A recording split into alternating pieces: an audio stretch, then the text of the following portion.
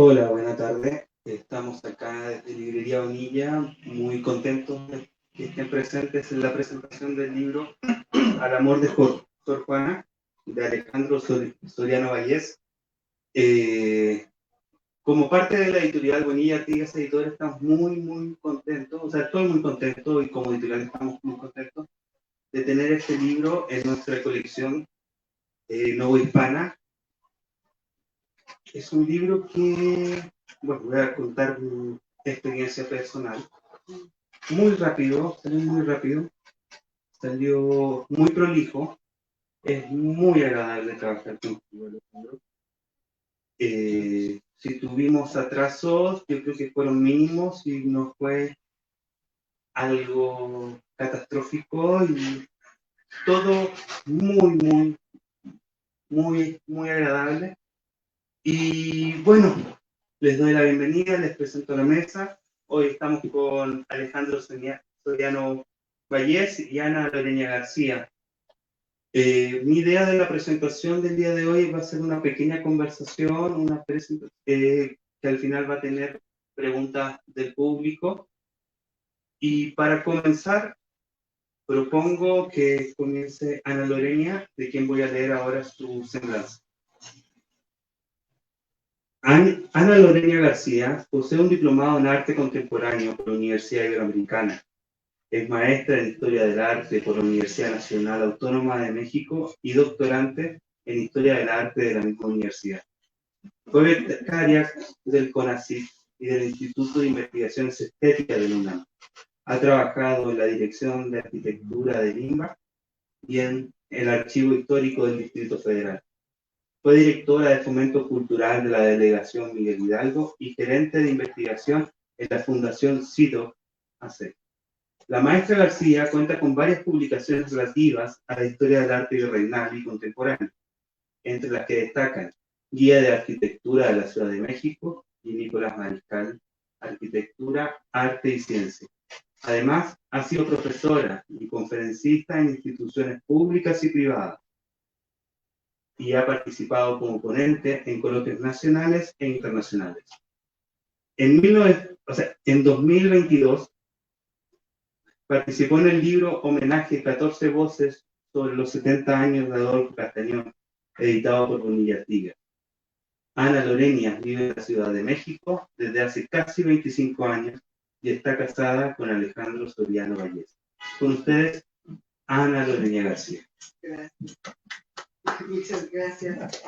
Gracias, pues primero que todo agradecer la presencia de todos, a Bonilla Artigas, y André, por supuesto, y también a la gente que nos está viendo. Sé que nos están viendo algunos amigos y exalumnos de Alejandro en varios lugares, entonces también saludos a todos ellos.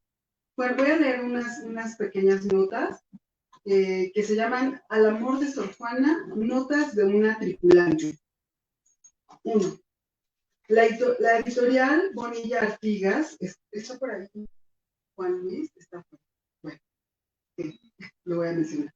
La editorial Bonilla Artigas publica Al amor de Sor Juana de Alejandro Soriano Vallés, el número 9 de su colección novohispana. Al hacerlo, cumple a cabalidad con el objetivo de la colección que señala, cito, el conocimiento como fin último no tiene sentido. Su razón es hacer mejor la vida de las comunidades y del país en general al contribuir a que haya un intercambio de ideas que ayude a construir una sociedad madura mediante una discusión informada en la que tengan cabida todos los ciudadanos. Fin de la cita. Esta tesis coincide totalmente con el pensamiento de Alejandro Soriano, quien a lo largo de su apostolado sorjuanino se ha embarcado en una dilatada discusión informada para hacer mejor a México vía la valoración de una de las mujeres más importantes de su historia, la madre Juana Inés de la Cruz. El trabajo de Soriano Vallés armoniza también con este repertorio, la colección novohispana de Bonilla, porque como reza la misma advertencia plasmada en la primera página del libro, ambos buscan mantener presente la cultura que dio forma a las naciones hispanoamericanas. Esta es una búsqueda imperiosa en esta época en que la historia y la tradición se ven continuamente atacadas, no solamente en nuestro país, sino en otros lugares del mundo. De modo que hay que agradecer, felicitar y promover a esta editorial para que vengan muchos libros más que velen por la preservación de nuestra espléndida cultura. Al autor le decimos exactamente lo mismo, además de que mantenga la discusión informada a la que nos tiene acostumbrados y que sepa que no nos cansamos de leerlo.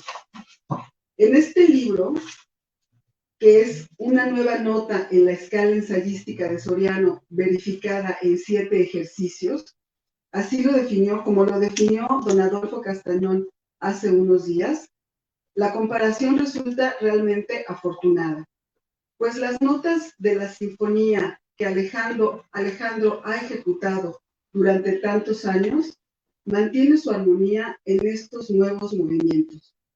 En ellos, como en toda su obra, la alegría y el amor por la escritura acompasan al rigor académico, la disciplina y la honestidad intelectuales.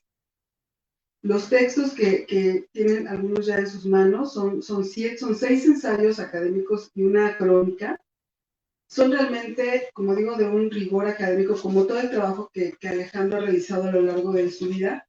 Pero yo, en estas que son unas notas de matriculante, voy a hablar un poco más de lo que es vivir al lado de un sorjanista. Entonces, voy a leer ahora el número 2. La expedición que cuenta Soriano Vallés inició en una tienda de Plaza Satélite hace más de 4 décadas, ha sido casi épica.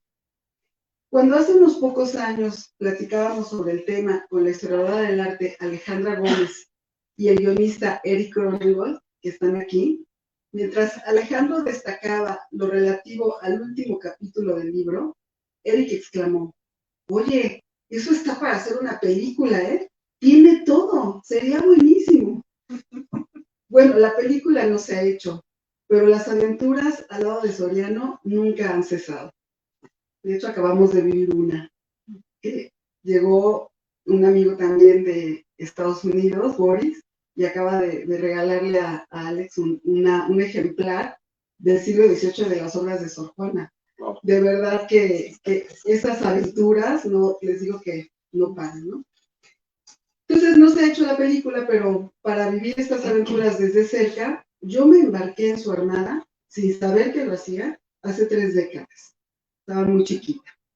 De modo que escribo estas notas como parte de la tripulación, una en la que he ocupado varios cargos, desde marinera hasta contramaestre, cargo que al parecer ocupo ahora. La invitación a subir a bordo sucedió con la entrega que Soriano Vallés me hizo de la edición de Méndez Plancarte de Primero Sueño, impresa por la Biblioteca del Estudiante de la UNAM. Me la dedicó un 29 de abril de 1992, 12 días después de la recordación de la muerte de Sor Juana. En el pequeño libro, que así son los de la Biblioteca del Estudiante, escribió: deseo que te traiga muchas horas de ensueño. Así lo plasmó románticamente, pero cuando lo puso en mis manos, dijo también: es español, pero no vas a entender nada.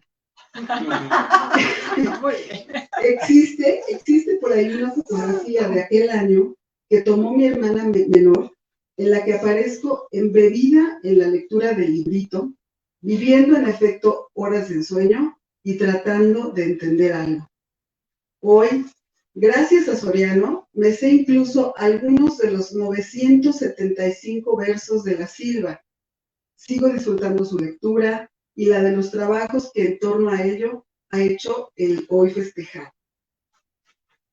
El Primero Sueño y su autora han sido, pues, parte de nuestras vidas, como lo ha sido también don Alfonso Méndez Plancarte, uno de los 2 genios de Zamora, sublimes torres gemelas, como llamó el gran latinista Tarcisio Herrera a los hermanos Gabriel y Alfonso Méndez Plancarte. Hace casi 2 décadas coincidimos con don Tarcisio mientras esperábamos el autobús que nos llevaría desde el Palacio de Bellas Artes a un encuentro de sorjonistas en Nepantla. Sabedor don Tarcisio de la defensa que Soriano emprendía por la verdadera Sor Juana, Herrera Sapién le dijo: aquí está el segundo Méndez Plancarte. A lo que Soriano, pudoroso, pero riendo con ganas, respondió: uy, no, ya quisiera. Solo en una ocasión lo he escuchado recordar ese elogio, mas no se piense que lo hizo en público o en un auditorio, no. Lo hizo riéndose nuevamente de sí mismo y en el jardín de la casa. Estábamos solamente él y yo platicando. Así de verdad es la modestia de Alejandro, quien desde que inició su cruzada por Sor Juana lo hizo por verdadero amor. No por ser famoso, ni aplaudido, ni becado o multicitado. Solo por amor, nada más. Son muchas las felicitaciones, reconocimientos y cumplidos que yo he leído del trabajo de Alejandro, pero quizás sean más los que he escuchado de boca de gente, incluso de quienes dicen no quererlo, acerca de él. Algunos de estos reconocimientos se publican por primera vez en el ejercicio séptimo de este libro, que se titula Doncella del Verbo, 10 años después. En este, luego de largas meditaciones, animado por amigos, colegas y editores, Alejandro incluyó la historia nunca antes contada sobre algunas de sus travesías académicos socio-editoriales. Una crónica de las peripecias, fortunas e infortunios de la publicación de su hermosa y exitosa biografía de Sor Juana.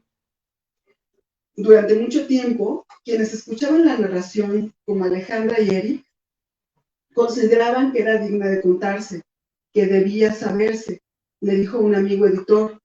Lo complejo del caso era que las andanzas no eran solo de Alejandro, sino que la variedad y origen de sus protagonistas era enorme, de todos los ámbitos de la cultura y hasta de la política, como ahorita nos comentaba Boris. Y con todo, Juan Luis Bonilla Ríos, que está ahora aquí, allá, aceptó, con todo Juan Luis Bonilla Ríos aceptó darlo a la estampa en su floreciente editorial. Vaya de nueva cuenta nuestra gratitud. Tercero, en 2013, Alejandro publicó su libro de poemas Midas de Fuego. En él se incluye este poemínimo que se llama Liberación. Dice: sin prisa, mientras trabajas, leo. Soy un macho que no ha renunciado a sus privilegios femeninos. Este es el poemínimo. Así, quien piense que Soriano no es feminista, está en un error. Ama a Sor Juana porque ama, admira, respeta e impulsa a las mujeres. He puesto este poema no para hablar de mí, sino para resaltar su cristiano feminismo y para dar pie a esta última nota de tripulante. Hubo un momento en nuestra vida de matrimonio en que yo no paraba de trabajar como buena liberada, o para decirlo con términos actuales, empoderada mujer. Alex bromeaba diciendo que yo tenía muchos padrinos, o uno muy eficaz, porque los trabajos me llegaban a la puerta de la casa, así como por arte de magia. Hoy, viendo al amor de Sor Juana, me doy cuenta que sus padrinos han resultado mucho más poderosos que los míos, pues desde hace más de una década, historiadores, investigadores, genealogistas, libreros y escritores lo buscan para enviarle por correo electrónico o regular a la puerta de la casa documentos para completar la vida y obra de Sor Juana, libros antiguos, números de revista y noticias en general, todo para que siga escribiendo. Incluso una vez llegó una caja, era una caja grande, que contenía no solo documentos, copias de documentos antiguos, sino café. Sí, café. O sea, todo lo necesario para, como le dijo don Manuel Fernández de Santa Cruz a Juana Inés, hace 331 años en la Carta de Puebla, todo lo necesario para que estudie más, que sepa más. Sor Juana. La bella Sor Juana cautivó a un adolescente hace más de 4 décadas. De ella sigue prendado. Esperemos en Dios que así se concede, para que muchos más quieran formar parte de la pequeña, felicísima armada, ganar el Barlovento y, ¿por qué no?, ganar también el amor de Sor Juana. Gracias.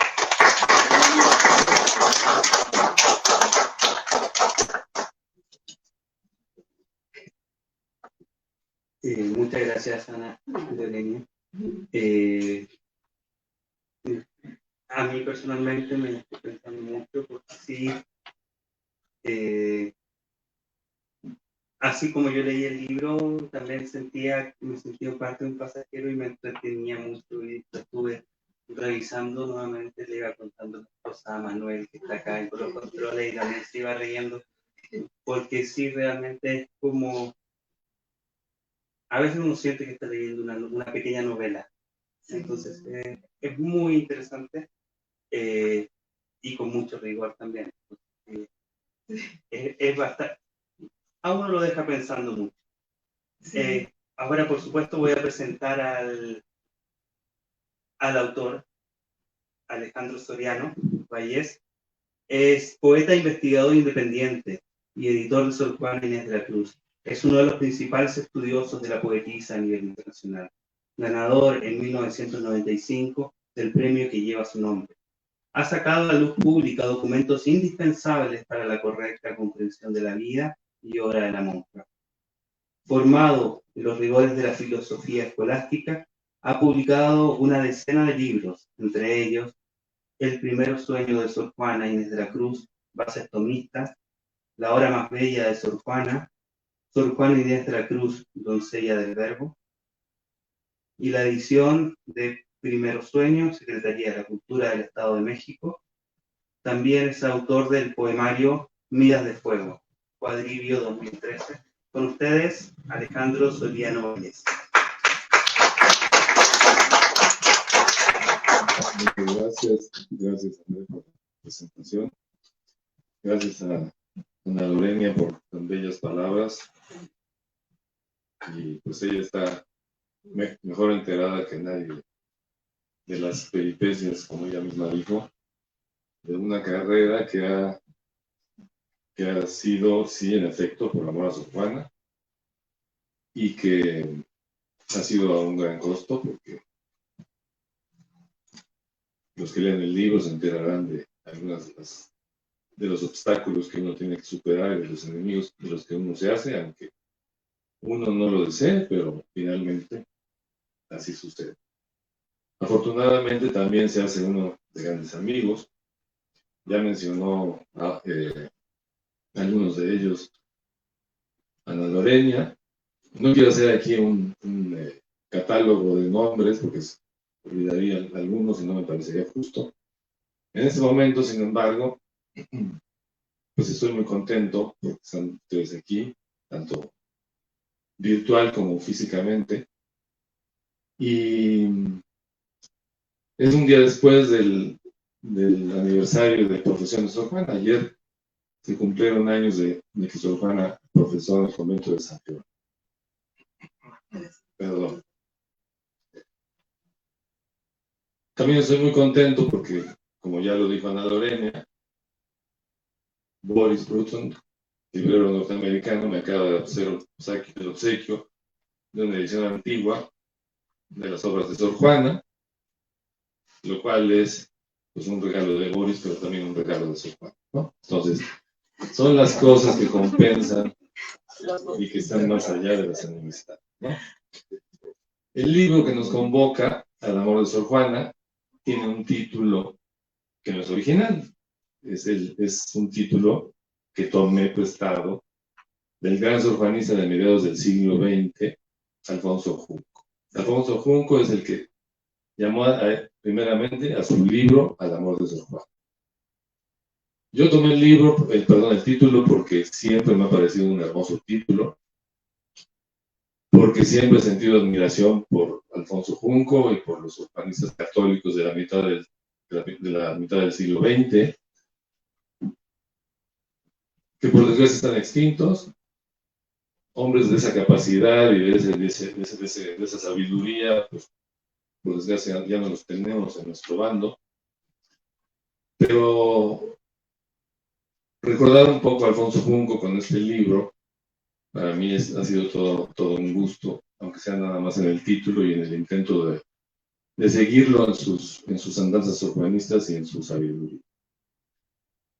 El libro tiene varios artículos, algunos inéditos, otros que habían aparecido anteriormente, pero los escogí porque forman una historia.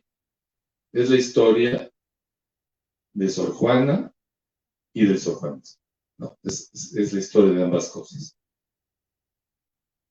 El libro es muy importante, no porque yo lo haya escrito, sino por el mero hecho de que contiene 2 documentos inéditos. El libro presenta 2 documentos desconocidos hasta la fecha. Uno de ellos muy bien podría resolver el asunto del año de nacimiento de Sor Juana. Es decir, el libro empieza con la vida de Sor Juana. Ahora menciono algo más. Y termina con otro documento, también inédito, que se refiere a 1694, un año antes de la muerte de Sor Juana, ¿no? Entonces termina casi con la muerte de Sor Juana. El libro abre con la vida, con el nacimiento de Sor Juana, termina prácticamente con su muerte, en lo que a la historia del sorjuanismo se refiere, y a lo que a la biografía de Sor Juana se refiere. Esos 2 documentos, decía yo, son inéditos. El primero es una fe de bautismo que hizo favor de compartirme el genealogista jalisciense Raúl Gómez Mariscal, y que es una fe de bautismo de diciembre de 1651. De una niña Juana, cuyos padrinos son españoles, y que en el libro viene la demostración de que los padrinos fueron conocidos, cercanos de la familia Ramírez, es decir, de la familia de Sor Juana. Es decir, esta fe de bautismo es mucho mejor candidata a ser la fe de bautismo de Sor Juana que la fe de bautismo de la niña Inés, que presentó Guillermo Ramírez España al lado de Alberto G. Salceda a mediados del siglo XX, que es una fe de bautismo de 1648, repito, de una niña Inés. Esta fe de bautismo de 1648 a mí siempre me ha parecido que no es de Sor Juana. En el libro doy las razones, ya las había yo dado antes, pero aquí afino un poco más el asunto. Simplemente el puro nombre, es decir, ella siempre firmó como Juana, nunca firmó solamente como Inés. Se refieren a ella los poetas a veces como Inés, pero también se refieren a ella con otros nombres como Nice. Entonces, pues los nombres poéticos aquí no cuentan, sino el nombre cristiano, que es el de la pila de bautismo, ¿no? Entonces, su madre se refiere a ella como Juana, y siempre ha sido Juana. Por lo tanto, la fe de bautismo de Inés, pues por ahí no cuadraban las cosas. Tampoco cuadraba el año de 1648, cuando su primer biógrafo dijo que había nacido en 1651, y los retratos de ella, el de Miranda, que es de 1713, dice que nació en 1651, en fin, todos los datos de la época dan esta fecha. Entonces, cambiar la fecha, pues parecía algo arriesgado. Alberto G. Salceda y Ramírez de España lo presentaron con tiento. Méndez Blancarte, cuando publicó sus obras completas del primer volumen para celebrar los 300 años del nacimiento de Sor Juana en 1951, también presentó esta fecha del 48, pero lo hicieron todos ellos, repito, con tiento, con pies de plomo, diciendo que nosotros lo ofrecemos esto, pero no nos hacemos responsables, no garantizamos que sea la fe de bautismo de Sor Juana. Sin embargo, desde entonces para acá, por algunas razones que doy en el libro, entre ellas, pues tratar de desacreditar al primer biógrafo de Sor Juana, a Diego Calleja, que dice que Sor Juana murió piadosamente, ofreciendo sus bienes para ayudar a los pobres y por amor a Jesucristo, pues han querido desacreditar a Calleja, pues para desacreditar esta narración del final piadoso de su vida. Es decir, una lógica un tanto cuanto torcida, según la cual si se equivocó en el año del nacimiento, pues también se tuvo que haber equivocado en lo demás, ¿no? Es decir, ¿quién puede decir si me equivoqué en eso, me equivoqué en todo, ¿no? Es decir, eso no tiene mucho sentido. Sin embargo, lo han intentado. Y esta fecha del 48 se ha vuelto tan popular que es prácticamente la más aceptada del día de hoy. Si uno ve los libros y las biografías, generalmente se da esa fecha, aunque no haya habido nunca una garantía de que esa fe de bautismo sea la de Sor Juana. A ello habría que agregarle que la fe de bautismo de Inés es la de una niña india, de modo que no puede ser nuestra Sor Juana. El documento que ofrecemos de 1651, repito, de diciembre, pues está a unos cuantos días de su nacimiento en noviembre y, insisto, es mucho mejor candidata a ser la fe de bautismo de Sor Juana.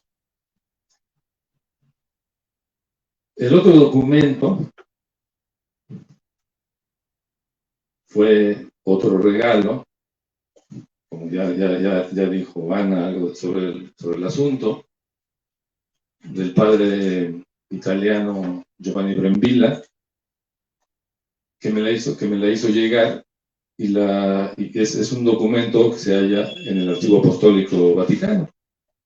Es una petición que hace la propia Sor Juana a Roma, pidiéndole que la excusen de sus labores monacales.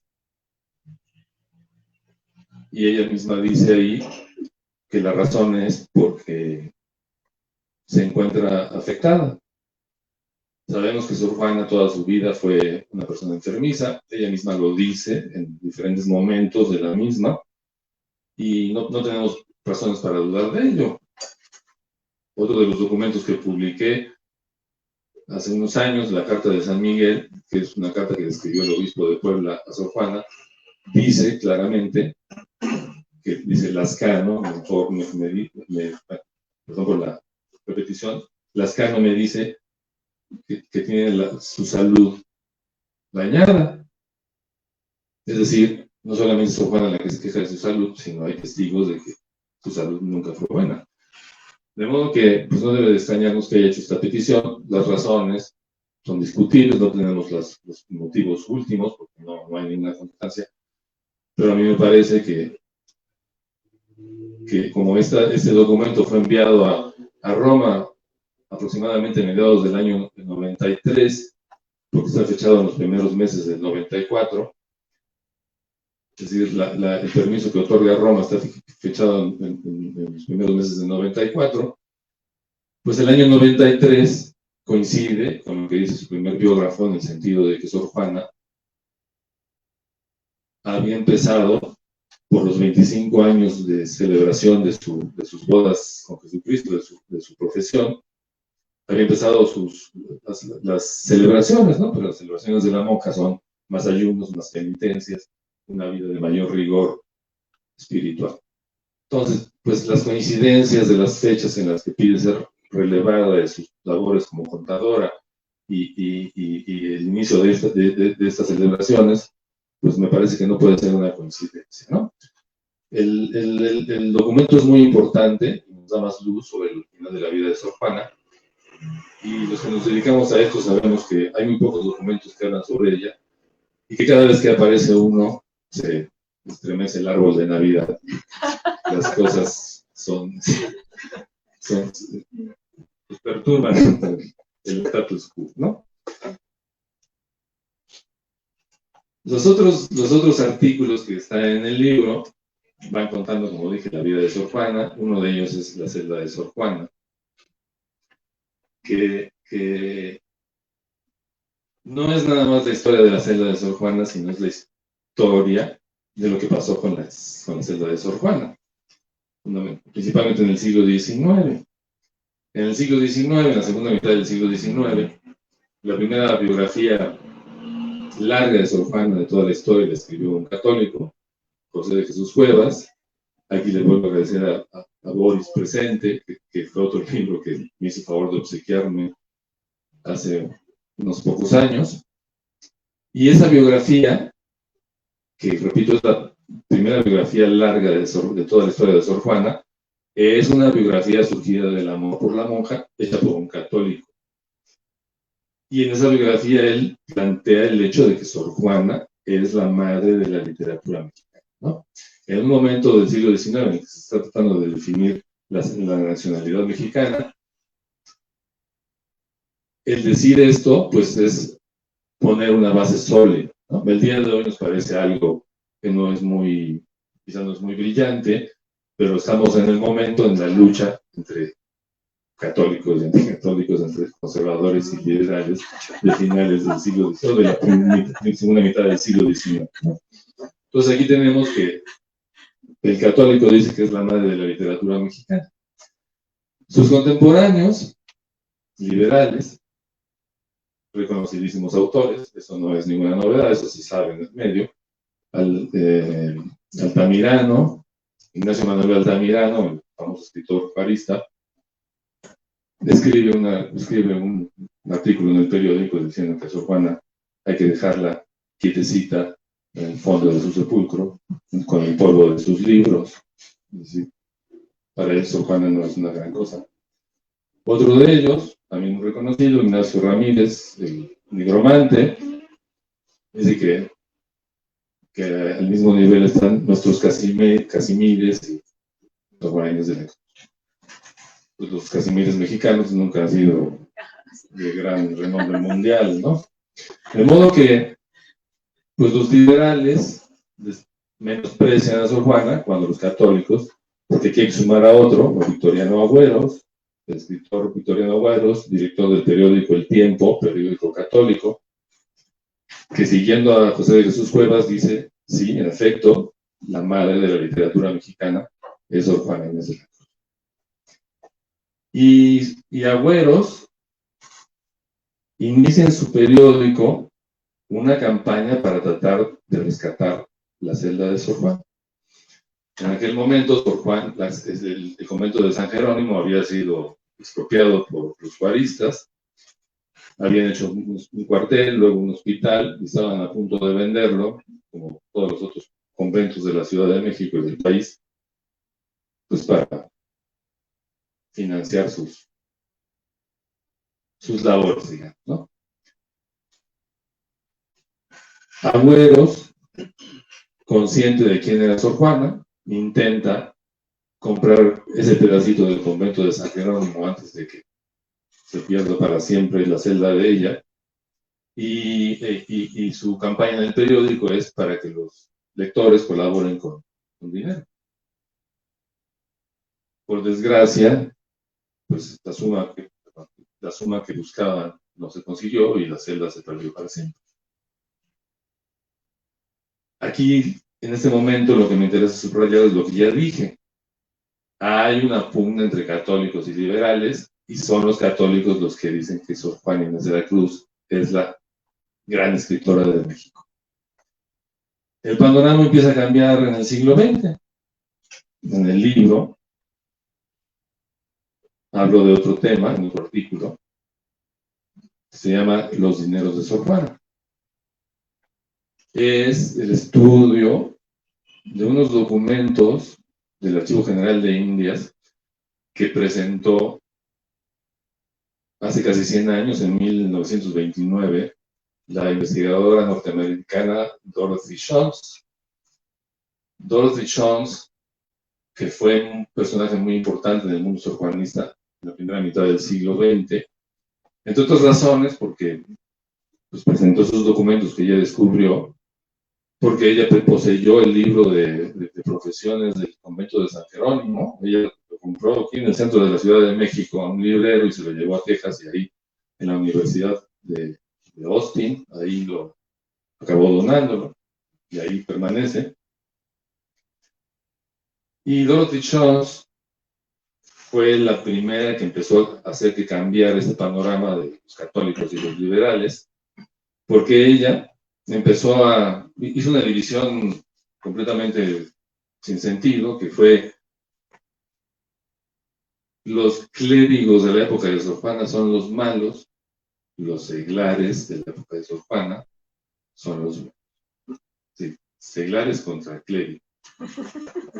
Como si no hubieran sido todos católicos en el siglo XVII, ¿no? Pero esto lo vemos esta división que hizo Dorothy Jones cuajó muy bien, porque hasta la fecha sigue presente en los estudios hasta el día de hoy. La iglesia persiguió a Sor Juana y la virreina la defendió. Es una cosa que carece, repito, no solamente de sentido, sino de bases históricas. No hay ninguna prueba de ello. Es verdad que la virreina apoyó a Sor Juana, eso quien lo puede negar, si ella fue la que publicó sus primeras obras, ¿no? Pero eso no quiere decir que los clérigos no la hayan apoyado, pues los primeros que la publicaron fueron los clérigos. Simplemente los villancicos de Sor Juana se publicaron en las catedrales de la Nueva España, ¿no? Entonces, esto carece de sentido y, repito, de pruebas. Sin embargo, es una historia que ha cuajado también, que se sigue repitiendo, y ya su vulgarización es: el Santo Oficio persiguió a Sor Juana, cosa que jamás sucedió, y la iglesia no quería que Sor Juana estudiara, porque las mujeres tenían prohibido estudiar. Cuando tenemos los documentos, como la carta del obispo de Puebla, que ya mencioné, donde le dice que estudie, Ana citó una frase ahorita: estudie más para que sepa más. El obispo le dice que ya está en capacidad de escribir sobre asuntos de política, de mística bueno, el otro se me escapa ahorita, pero el asunto es que el obispo le está diciendo: pues deje de hacer poemitas. Pues esto se oye feo el día de hoy, pero en aquella época la escala jerárquica de ciencias hacía que la teología fuera la reina de las ciencias, y la poesía pues ni siquiera era una ciencia. Y en lo que el obispo le dice: pues deje de las flores y dedíquese a los frutos, dedíquese a lo sustancioso, a lo importante. Usted tiene la capacidad de hacerlo. Sor Juana nunca quiso hacerlo, según parece, ¿no? De modo que pues toda esta crónica falseada que empezó con Dorothy Jones, yo no digo que lo haya hecho intencionalmente, pero sí lo llevó a cabo. Fue la madre de todo esto, hablando de madres, y pues repito, por enésima vez ha cuajado también, que es la narrativa que se presenta el día de hoy. Por eso digo que es la historia del sorjuanismo, ¿no? Desgraciadamente ya no estamos en la época de Alfonso Junco y de Méndez Plancarte, y entonces ya no hay cristianos con la capacidad intelectual y la preparación histórica para defenderla, porque parece ser que o nadie lo quiere hacer, y entonces pues yo, que no soy el más adecuado, pues tuve que entrarle el ruedo, ¿no? Pero yo sí hubiera preferido que hubiera un Méndez Plancarte ahorita y estar en mi casa tomando café y leyendo sus libros, y muy divertido viendo cómo era nuestro campeón. Esto, que parece nada más una discusión de ver de qué lado estamos, pues no es así. Desde el punto de vista académico, las cosas han funcionado a lo largo sobre todo después de la obra de Octavio Paz y hasta la fecha, de manera inversa, como se supone que deben de funcionar en el mundo académico. En el mundo académico, históricamente hablando, y yo no soy historiador, se supone que tenemos que basar nuestras afirmaciones en documentación. Y si no hay un documento que lo pruebe, pues no, pues podemos elucubrar y decir: a mí me parece que fue así, pero no tenemos ninguna garantía en la historia. De modo que los documentos, ¿qué es lo que dicen los documentos de la época de Sor Juana? Unánimemente todos dicen: Sor Juana vendió sus libros porque quiso, por amor a Dios y para ayudar a los pobres, y se los dio al arzobispo de México, y el arzobispo hizo con ellos caridad. Eso es lo que dicen los documentos, todos los documentos de la época. Y cada documento nuevo que encontramos valida, avala o refuerza esta misma crónica. Y sin embargo, ya también lo mencioné, la historia que se acepta el día de hoy es la de la persecución, de la cual no hay, insisto y lo voy a decir, lentamente. No hay un solo documento que pruebe que la iglesia persiguió a Sor Juana Inés de la Cruz. No hay uno solo no existe. Pero las cosas han funcionado al revés. Se supone que el que acusa prueba. Los que acusan a la iglesia de haber perseguido a Sor Juana deberían de decir, aquí están los papeles, aquí están las pruebas. No han mostrado ni una sola. Y sin embargo, es la narrativa vencedora hasta el momento. Y al revés, hemos tenido que proceder al revés. Mire, encontré este nuevo documento que prueba que la iglesia no persiguió a Sor Juana. Estamos actuando al revés y aún así no sirve, porque los que dicen que la persiguieron no aceptan los nuevos documentos, los ignoran y siguen con su narrativa falaz. Es verdaderamente increíble. Y esto ocurre en universidades de todo el mundo, de alto prestigio, en Estados Unidos, en Canadá, en España, en Argentina y en el propio país de Sor Juana. De modo que es increíble. Todos conocemos el precepto legal de que el que acusa prueba. Bueno, la iglesia persiguió a Sor Juana. Muy bien, ¿dónde están las pruebas? No las hay, son elucubraciones, pero como son elucubraciones de muchos y se hacen fuerte entre ellos, pues no hay modo de acallar ese griterío.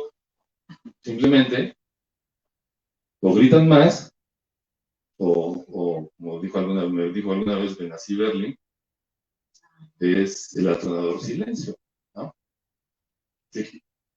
En 2015, 2014 publiqué los documentos de las cartas que el obispo le escribió a Sor Juana. Una de ellas es la respuesta a Sor Filotea. Perdón, la contestación a la respuesta a Sor Filotea. Es un documento valiosísimo. Los sorjuanistas, lo publiqué en 2015, estudié de manera analítica, pero ya lo había publicado en Doncella del Verbo en 2010. O sea que esos documentos han estado en la luz pública desde hace 12 años. Muy pocos le han entrado, y cuando le entran es por minucias o cosas accidentales, como es que el obispo no estaba de acuerdo en que Sor Juana estudiara griego. ¿En serio? ¿Eso es lo que te llamó la atención? Cuando lo que está, estos documentos prueban que a Sor Juana no solamente no la perseguían, sino que la aplaudían, y que ese gran villano que era el obispo de Puebla, uno de los dos grandes villanos para Octavio Paz, no solamente no es un villano, sino es su gran defensor y su gran admirador. ¿En serio? ¿Lo que te preocupa es que no quería que estudiara griego? Pues es una forma de distracción, no es una cortina de humo. Es decir, aquí está, yo ya vi los textos, aquí los cito, pero la sustancia no la toco. ¿Por qué? Pues porque no me conviene, ¿no? Entonces, esta historia pues subyace en el libro.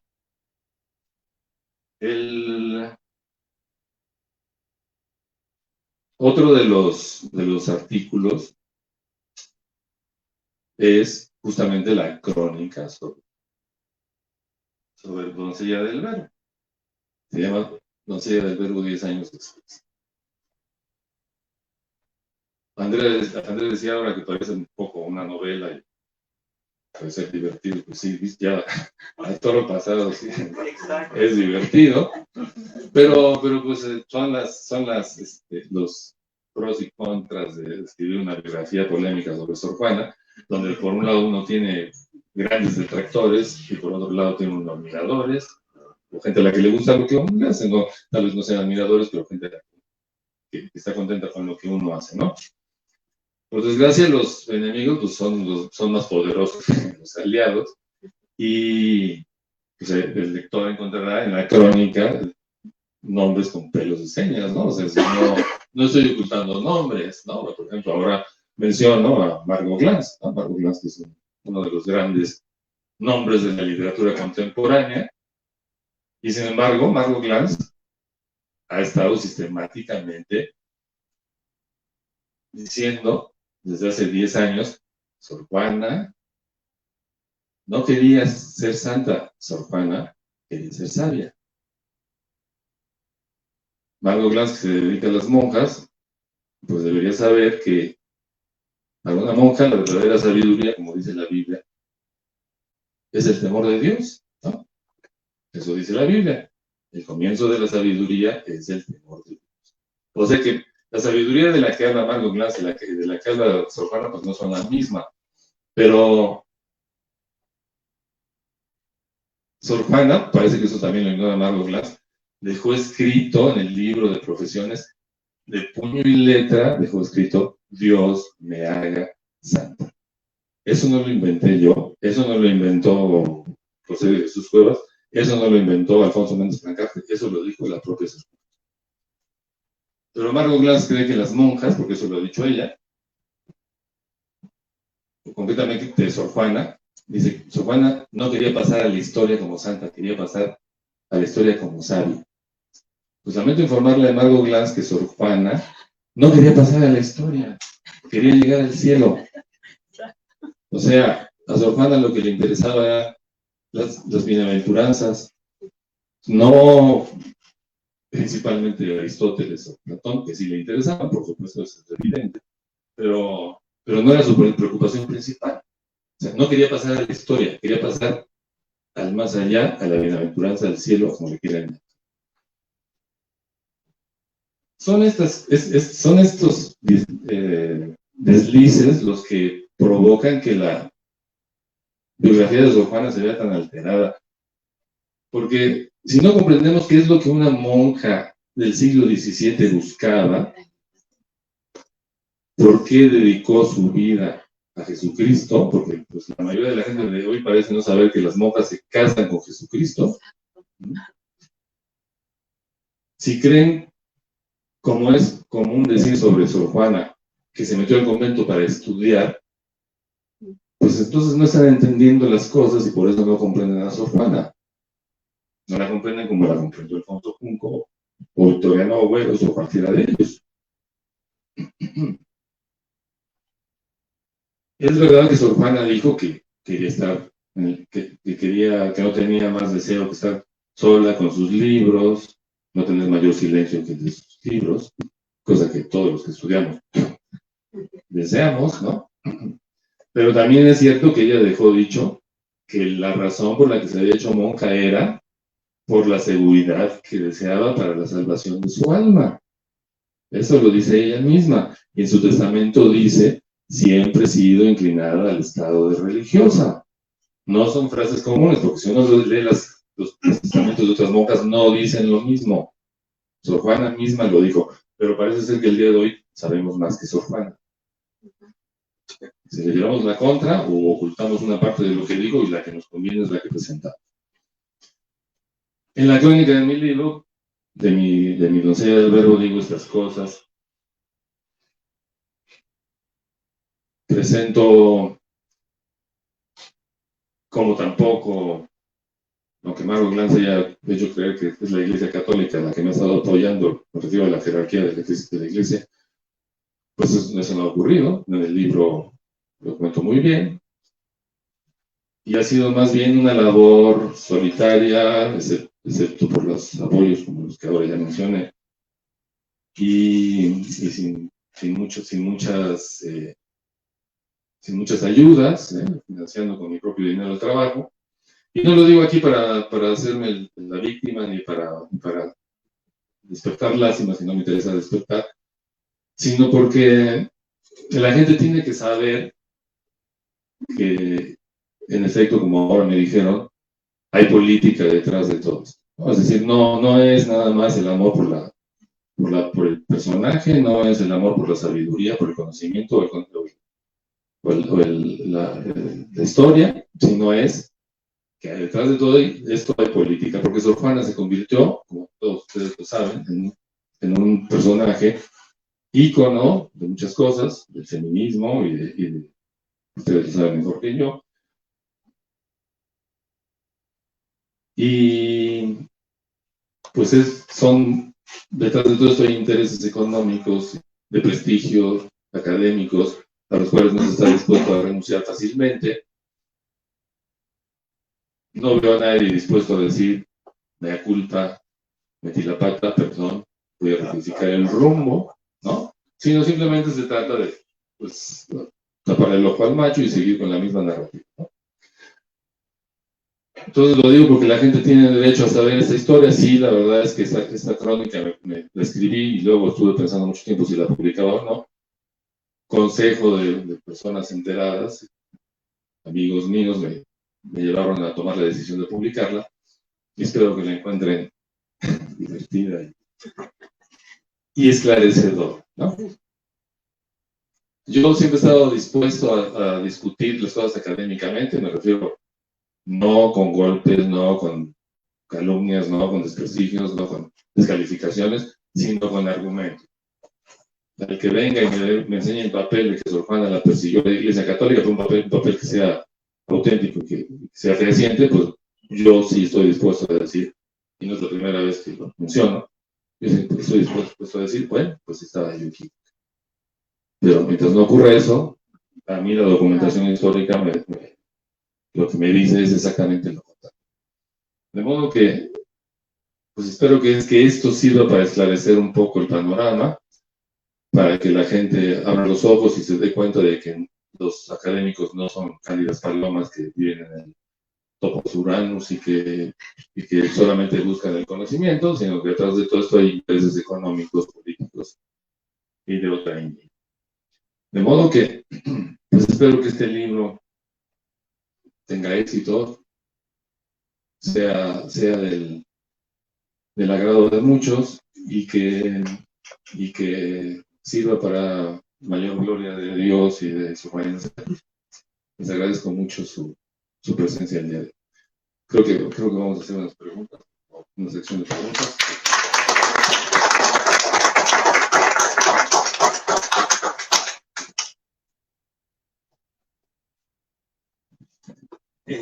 Bueno, para comenzar esta sección de preguntas, ¿alguien del público tiene alguna duda, alguna consulta, alguna palabra al autor?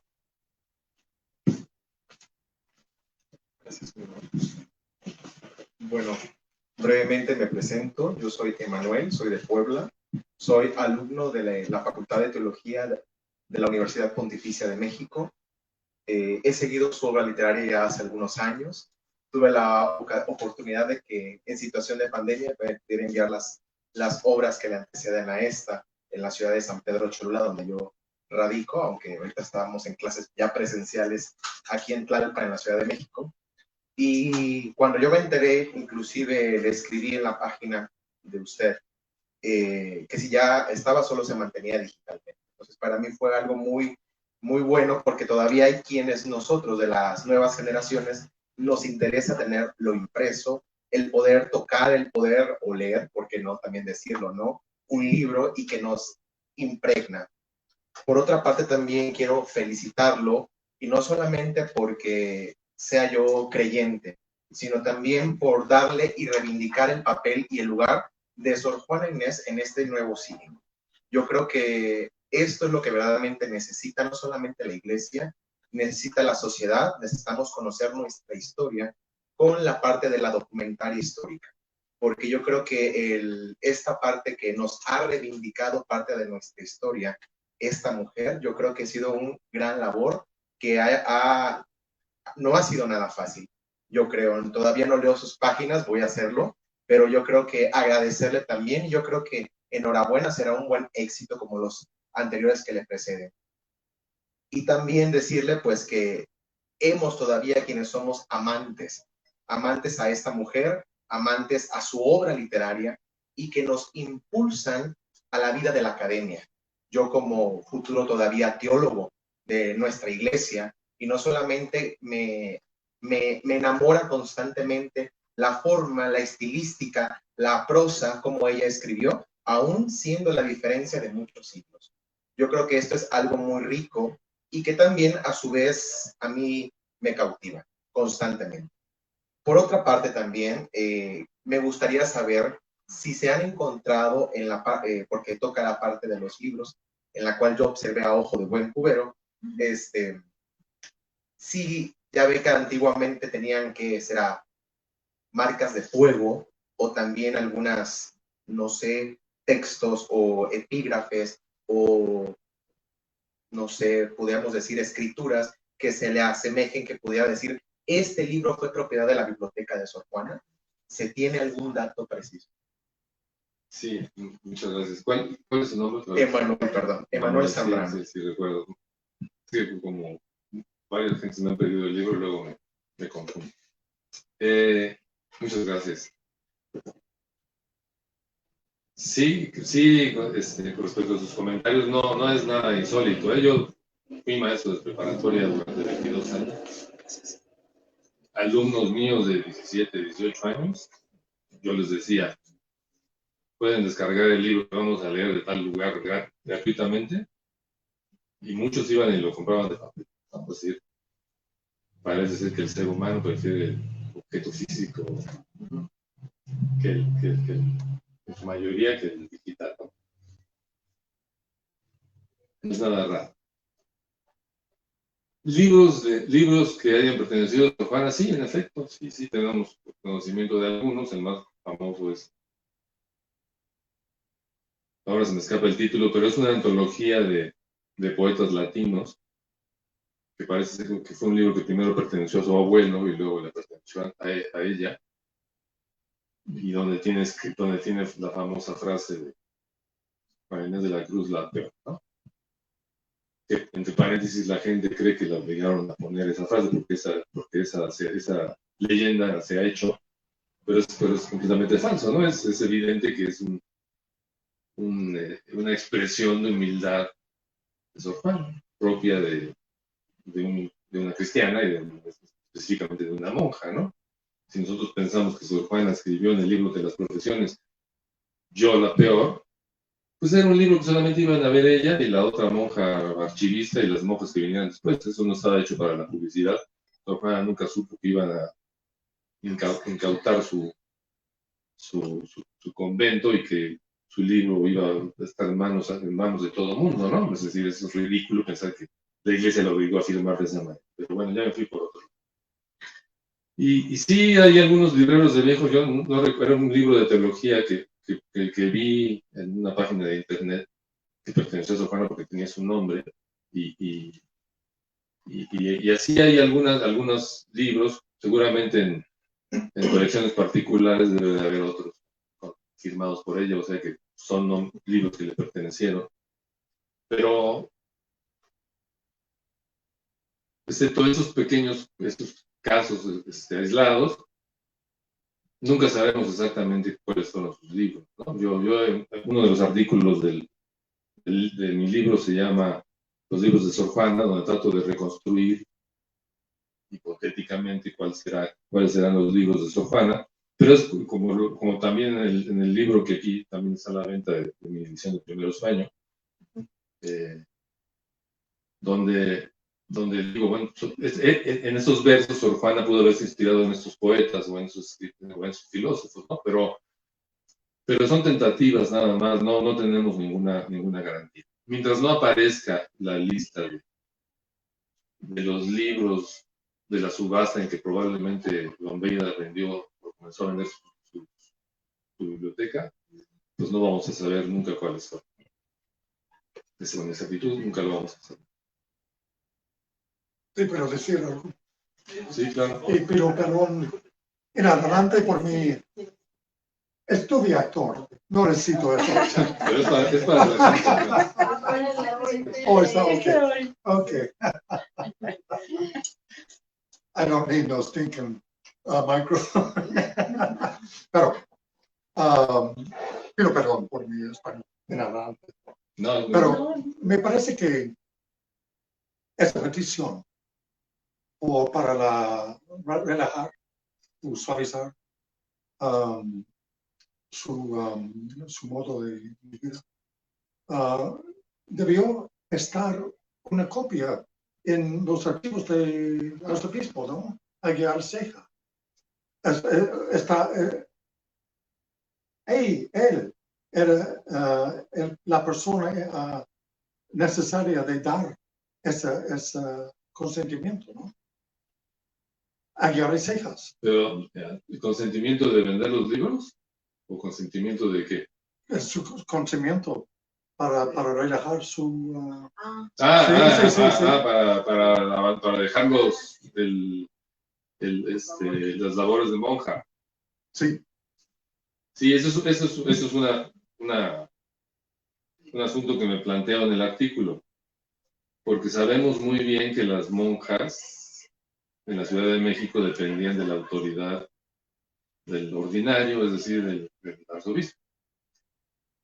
Y entonces, pues lo lógico para nosotros hubiera sido, pues si Sor Juana quería retirarse de sus labores, pues primero tuvo que haber ido con sus hermanas, ¿no? Que eran las que le encomendaban el asunto.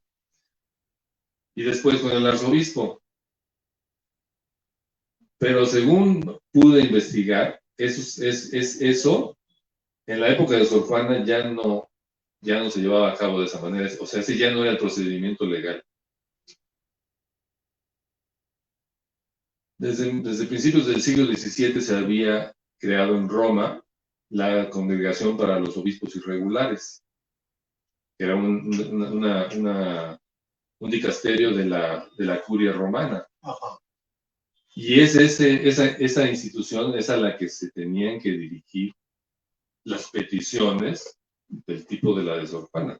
O sea, Sor Juana hizo el trámite correcto dirigiéndose a Roma para pedir ese permiso. Es decir, no le tocaba dirigirse al arzobispo, le tocaba dirigirse a ese dicasterio. En el libro viene claramente cómo Roma le concede el permiso por 6 años, dice por 6 años flexibles, y dice, pero tiene que ser aprobado por el ordinario.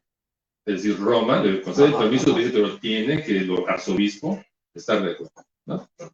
Es decir, las cosas generalmente no son como nos las imaginamos, y pues ese es un problema. En este caso, pues la primera dificultad, yo desde que leí el documento dije, bueno, aquí lo que va a pasar es que los progresistas van a decir, se dirigió a Roma porque no, que el arzobispo se lo negaba, ñaca, ¿no? Los documentos demuestran otra cosa, ¿no? Es decir, la legislación eclesiástica va por otro lado, ¿no? A final de cuentas, pues, aunque Sor Juana hubiera querido vengarse al arzobispo, no lo hubiera logrado, porque Roma dice, sí, pero tiene que aprobarlo el arzobispo, ¿no?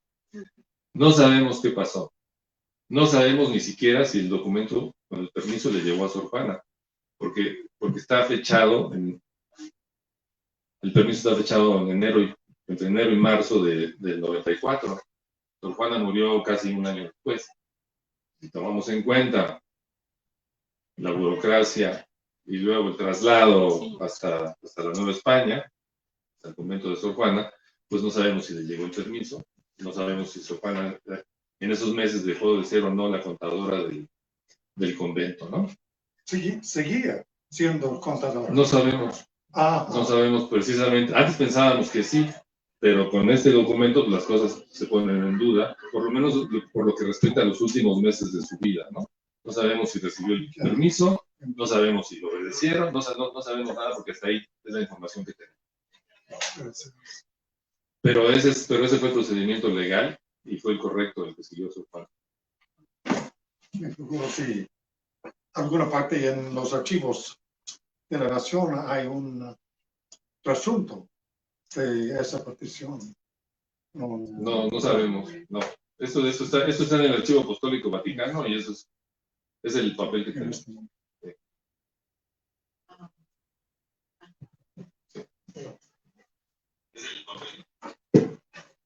Doctor Soriano, buenas tardes a todos, Carlos Méndez. Hola, Carlos. Mi pregunta es la siguiente. Sor Juana, monja jerónimo, al momento de convertirse en monja, hizo votos, y uno de esos votos era el de obediencia. Esos votos eran revisados por su confesor, al cual mi memoria no me da para acordarme. Sin embargo, como fiel religiosa y apegada a esos votos, ella tenía que haber seguido la instrucción de ese confesor que al mismo tiempo le daba la línea de la Iglesia Católica.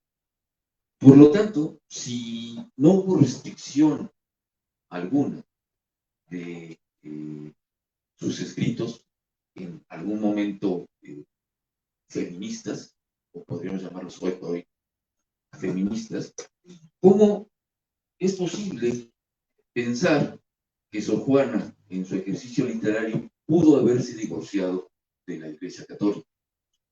Va uno concatenado con el otro. No podría tener dos personalidades, no podría jugar el doble papel. Si ella se hace monja y escribe temas que pueden ser para algunos una refriega contra la misma Iglesia Católica, como ética o moralmente ella podría afrontar sus votos como religiosa que era en su vida principal. Bueno, no sé si entendí bien, pero esa inquietud es parte de lo que yo he llamado la leyenda negra de Sor Juana. Sor Juana nunca escribió nada que la pusiera en conflicto con la Iglesia. Sor Juana nunca escribió nada que escandalizara a la mayor parte de la gente. Se escandalizaron unos pocos. Por ejemplo, si pensamos en la Carta Atenagórica, se escandalizaron algunos, la mayoría no, la gran mayoría no. Eso sí tenemos las pruebas de que la gran mayoría la apoyó. Pero no se escandalizaron porque llevara contra la Iglesia, sino porque estaba escribiendo en contra de un gran personaje que era el padre Vieira. Era un personaje reconocidísimo y respetadísimo. Y entonces, pues como machos hay siempre, en todos lados, pues algunos de ellos dijeron, ¿cómo es posible que una monja se ponga a las patadas con el gran padre Vieira, ¿no? Mientras que otros, varones también, dijeron, muy bien, felicidades, usted demuestra mejor las cosas que el padre Vieira, ¿no? Entonces, pues no está escribiendo contra la Iglesia, está escribiendo contra un reputado personaje de la época. Que no es, claro, de ahí se introducen cosas como que, es que está escribiendo, lo que está diciendo es semipelagiano, ¿no? O sea, es herético. Pero salen los defensores de Sor Juana y ya les demostramos que no es semipelagiano.